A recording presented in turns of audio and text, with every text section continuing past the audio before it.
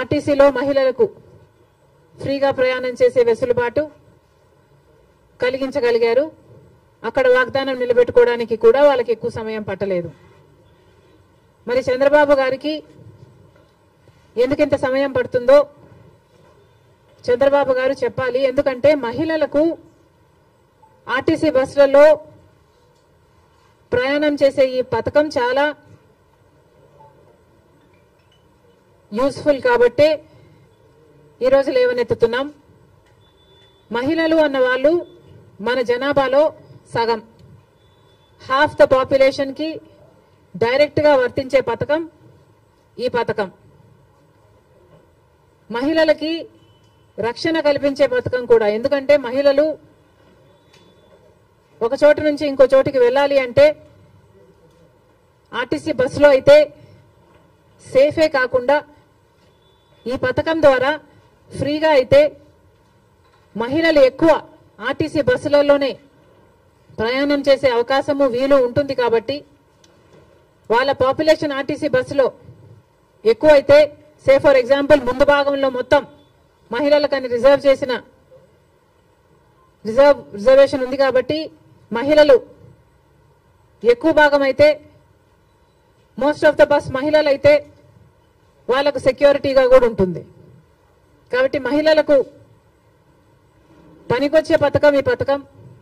మరి ఈ చిన్న పథకాన్ని అమలు చేయడానికి చంద్రబాబు గారికి ఇంత సమయం ఎందుకు పడుతుందో, దీంట్లో విధి విధానాలు ఏముంటాయో, పరిశీలించాల్సింది ఏముంటుందో మాకైతే అర్థం కావటం లేదు. ఎందుకంటే విధి విధానాలు దీంట్లో పరిశీలించి చేయాల్సింది ఏముంటుంది? మహిళలు అన్నాక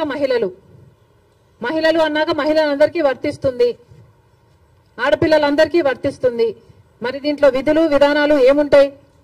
బస్సులోకి ఎక్కుతారు, వాళ్ళకు ఫ్రీగా ప్రయాణం చేసే వెసులుబాటు కలిగించాలి. ఇది ఇంత సింపుల్ పథకం కాబట్టే రేవంత్ రెడ్డి గారు రెండో రోజే దీన్ని అమలు చేయగలిగారు. ఏ పథకమైనా అమలు చేయడానికి చిత్తశుద్ధి ఉండాలి. రాజశేఖర రెడ్డి గారికి ఆ చిత్తశుద్ధి ఉంది కాబట్టే రాజశేఖర రెడ్డి గారు ఉచిత విద్యుత్తు అంత తొందరగా మొదటి సంతకంలోనే వాగ్దానం చేశారు. కాబట్టి విధి విధానాలు ఏమీ ఆలోచించకుండా మేనిఫెస్టోలో పెట్టిన అంశం కాబట్టి వెంటనే అమలు చేయడం కూడా జరిగింది. మరి అలాంటప్పుడు మహిళలకు ఇంతగా పనికొచ్చే ఈ పథకాన్ని చంద్రబాబు గారు ఇంత సమయం ఎందుకు పడుతుందో సమాధానం చెప్పాలి. ఇవే కాకుండా చంద్రబాబు గారి సూపర్ 6 లో మిగతా పథకాలకు కూడా చంద్రబాబు గారు వెంటనే అమలు చేయాలని డిమాండ్ చేస్తున్నాం. ఈరోజు కొత్తగా నిన్న చంద్రబాబు గారు ఇచ్చిన జియో ప్రకారము అమ్మకి వందనం అనే పథకం, అమ్మకి వందనం అనే పథకంలో చంద్రబాబు గారు వాగ్దానం చేసినప్పుడు ప్రతి తల్లికి ఎంతమంది బిడ్డలుంటే అంతమంది, ఒకరుంటే 15,000 వస్తుంది, ఇద్దరుంటే 30,000 వస్తుంది, ముగ్గురుంటే 45,000 వస్తుంది, నలుగురుంటే ఏకంగా 60,000 వస్తుంది అని చంద్రబాబు గారు ఊదరగొట్టి మరీ క్యాంపెయిన్ చేశారు. మరి ఈ స్కీమ్కు విధి విధానాలు ఎలా ఉంటాయి? చంద్రబాబు గారు నిన్న విడుదల చేసిన జీవోలో అయితే ప్రతి తల్లికి అని రాశారు. అంటే ఈ పథకం ప్రతి తల్లికి 15,000నా లేకపోతే ప్రతి బిడ్డకు 15,000నా? చాలా కన్ఫ్యూజింగ్ గా ఉంది. ఈ సాక్షి పత్రిక అయితే ప్రతి తల్లికి 15,000 మాత్రమే, అంటే ఒక్కరికే ఇస్తారు, తల్లికి ఇస్తారు, ఒక బిడ్డకు చొప్పునే ఇస్తారు, మిగతా వాళ్ళకందరికీ ఎగనామం పెడతారు అని సాక్షి రాయడం జరిగింది. మరి చంద్రబాబు గారు దీనికి క్లారిటీ ఇవ్వాలి. ఈ పథకం వర్తిస్తున్నది ప్రతి తల్లికి 15,000 లేకపోతే ప్రతి బిడ్డకు 15,000? చంద్రబాబు గారు వాగ్దానం చేసినట్టు ప్రతి బిడ్డకు 15,000 ఇవ్వాలని, ఆ లెక్కన నలుగురు బిడ్డలుంటే 60,000 ఇవ్వాలని మేము డిమాండ్ చేస్తున్నాం. ఇంకో మారు సాక్షిని నడుపుతున్న జగన్మోహన్ రెడ్డి గారు కూడా సమాధానం చెప్పాలి. ఇలాగే జగన్మోహన్ రెడ్డి గారు కూడా అమ్మఒడి అనే పథకం ఆయన ముఖ్యమంత్రి కాకముందు అమ్మఒడి పథకం కింద మేము ప్రతి బిడ్డకు 15,000 ఇస్తాము అని ఆ రోజు వాగ్దానం చేశారు. తర్వాత ముఖ్యమంత్రి అయ్యారు జగన్మోహన్ రెడ్డి గారు.